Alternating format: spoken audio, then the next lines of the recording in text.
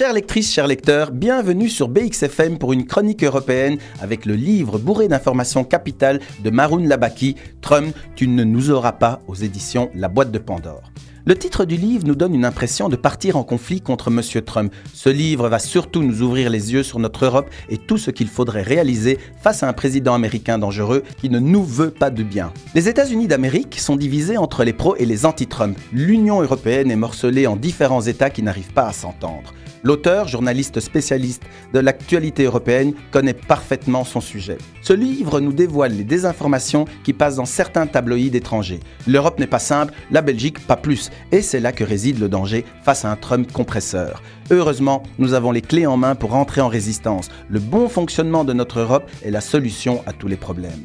D'une manière très didactique, Maroun Labaki nous développe plusieurs faits qui prouvent les difficultés à créer une seule Europe dans laquelle les pays pensent pour l'intérêt de tous.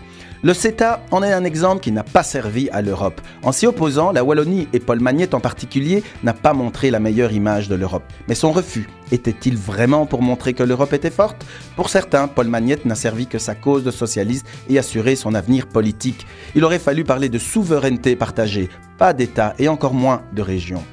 La défense européenne en est un autre exemple. Qu'en est-il de cette défense armée tant présentée et qui ne voit toujours pas le jour ? Les Européens veulent aller de l'avant. Il y a une majorité qui doit passer le message acquis de droit.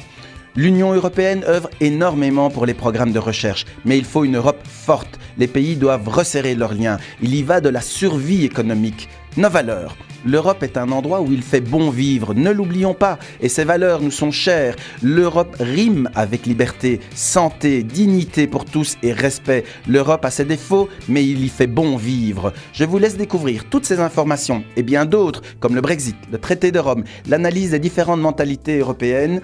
L'Union européenne devrait compter plusieurs Maroun Labaki pour réaliser une vraie union. Les excès quotidiens de Trump restent en notre faveur car il perd en crédibilité. L'Europe doit être un projet de civilisation. Pour mieux comprendre notre climat européen, tentez de remporter un exemplaire de ce pamphlet aux multiples mots clairvoyants. Rendez-vous sur la page Facebook de BXFM, aimez et commentez l'Europe dans la publication de cette chronique à la page. À bientôt.